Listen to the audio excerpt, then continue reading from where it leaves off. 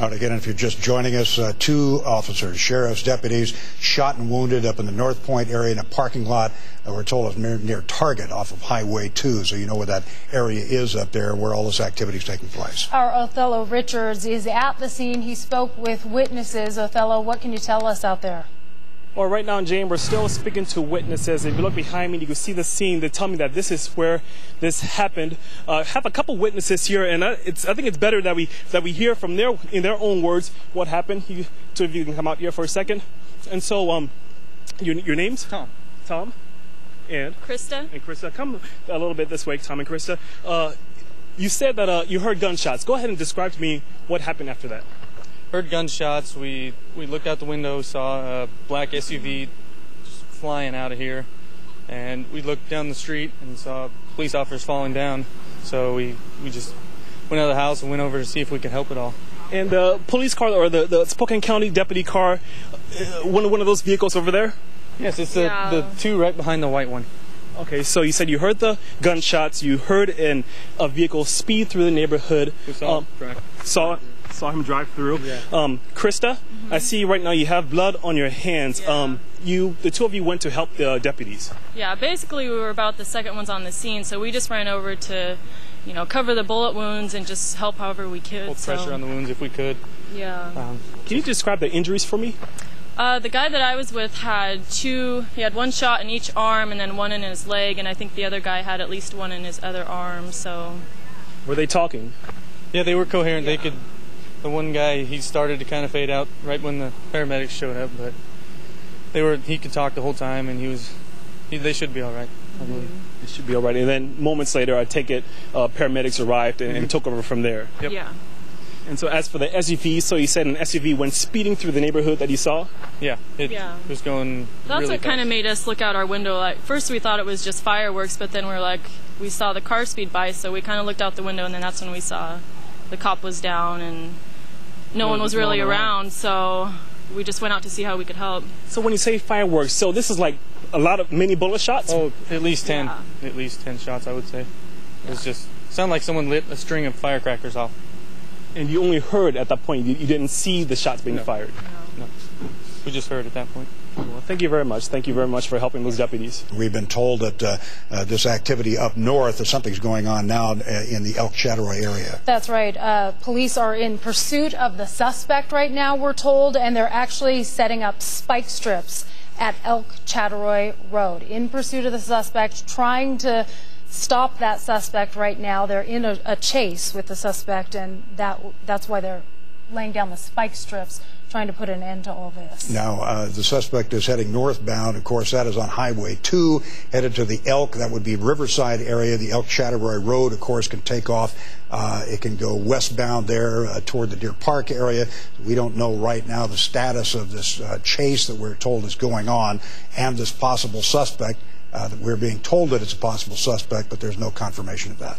That's right. Spokane police sent out some information saying that they were searching for a black Honda Accord being driven north from the scene by the suspect. Now, we heard initial reports that the suspect could be in a black Yukon or Tahoe SUV.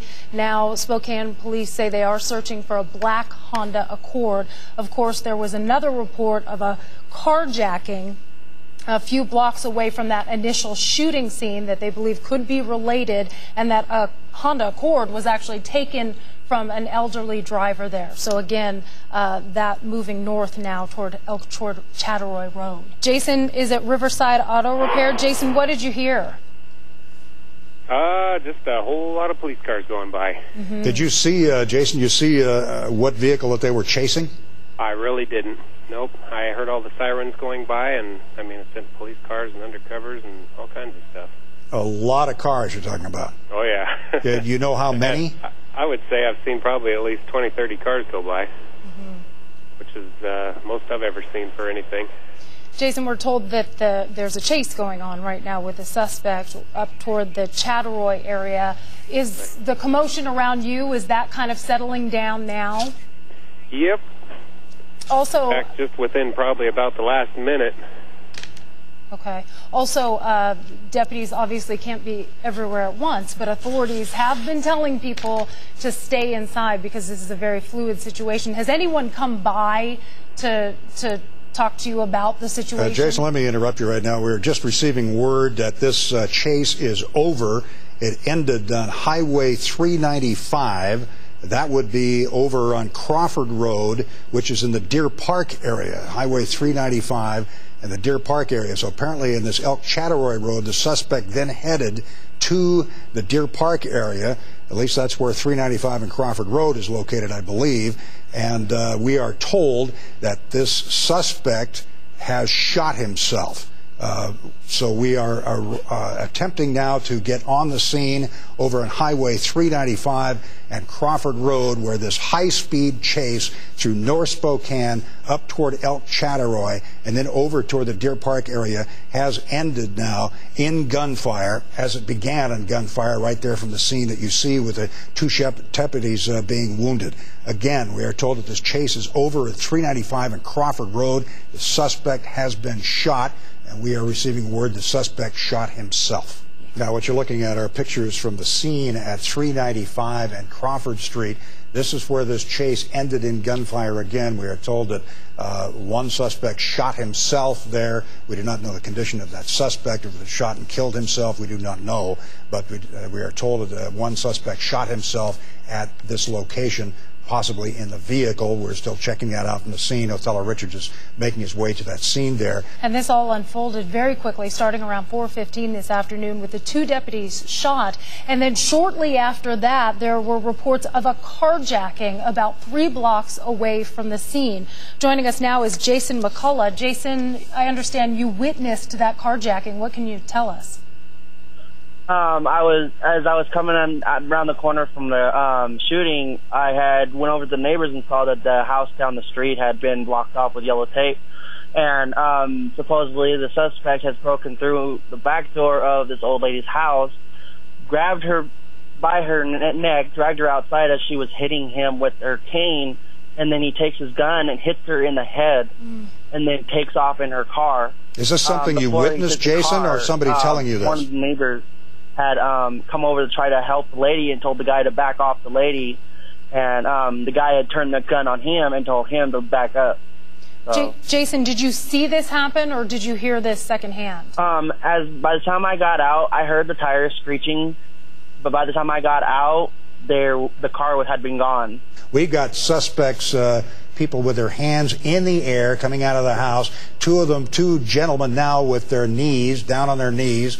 They're being told to get down with their hands in the air. There was a third suspect who walked to the left of that vehicle over there. There she is coming back into the scene. She's walking backwards. This is pretty standard procedure. She's walking backwards to the officers so she can be detained there. And we're watching this live taking place. We do not know how these three might be connected to what happened over on Hawthorne Road in Holland. We can see now the female suspect is being taken into custody and will be questioned. We've got 2 male suspects now on their knees with their hands in the air right now. They will go one by one as they detain these people. One of these may be a suspect in reference to the shooting of the 2 sheriff's deputies. Ashley Corson is live on the scene now. Ashley, let's reconnect with you.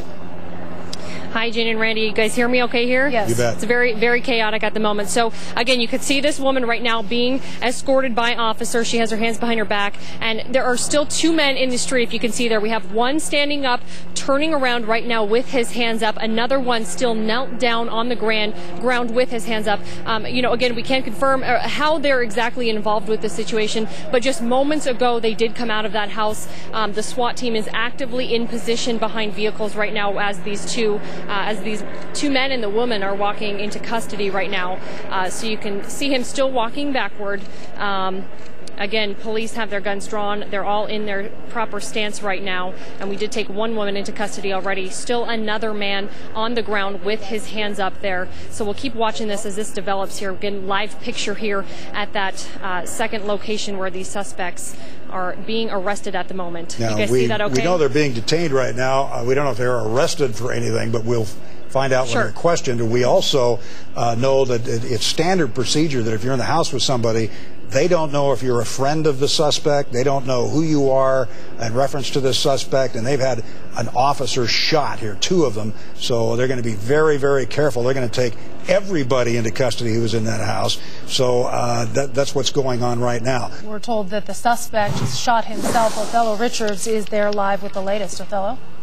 Well, Jane and Randy, we still don't know here at the scene. We haven't been told what the condition of the suspect is. Where I am right now is at 395 and H Street. You can see that this road is blocked right here. Now, a half mile down the street north is where 395 and Crawford meets. That's where you see some police vehicles. You may get a better idea because you're able to zoom in. But from where I am, I can't see people, but obviously you're much closer than I am with the ability to zoom in the cameras. And so that's where we're told that officers were able to stop this suspect over here, and as you've been reporting, the suspect shot himself. In fact, let's head back to Ashley Corsland. She is at that East Princeton address with one of the people inside the home where police thought there might be a suspect inside. Yeah, Jane and Randy, this is Nate Thompson with me. Now, he was one of the men. There were 2 men and 1 woman. He was one of the men that were escorted out of the house by police and cuffed. Now, Nate, what happened? Because you say you had no involvement at all with any of the shootings earlier. No, I didn't. We were actually up at O'Reilly's getting a couple parts and saw a high-speed pursuit go by. So we just went down north to see what was going on. Heard a couple officer shootings and everything. And then someone told me on a police scanner something on Nevada and Princeton. And my aunt just lives 4 houses away. So I went to come check on her because she was, home alone. Came up here to check on her. We went inside. She was out back mowing her lawn as all this stuff's going on in front of her house. Now, you came to check on your aunt then, and you guys go inside the house, and then did the police surround and they come in to get you? I mean, what happened? The police surrounded it, and then they went to access in the backyard, so we let them through the backyard, let them search the basement, and they were surrounding the camper right next door to the house, and they asked us for our safety to leave. We come outside, then guns drawn all over us. Okay, so they were more for your safety, removing you from the home. It's not that they thought you might have had involvement? Exactly, yes. Okay. Have they questioned you? I mean, they pretty quickly uncuffed you and released you. Yeah, they did. Yeah, the officer mic'd in and told them that he told us to get out of the house for our safety. Okay, now what was that like? I mean, we had you guys on camera. There are so many people in the area. You guys were handcuffed, put down on your knees, your hands up. What was that like? It was a little different. Never done that before. Yeah, I'm sure that was very scary. So sniper rifles, M16s, everything. So you've had this terrible shooting take place, acts of heroism, unbelievable from local citizens, a high-speed chase that puts so many people in danger out there, and then culminating with the suspect in this case shooting himself and killing himself outside of Deer Park. And so what began at 4 o'clock this afternoon is now officially over at about 7 o'clock tonight.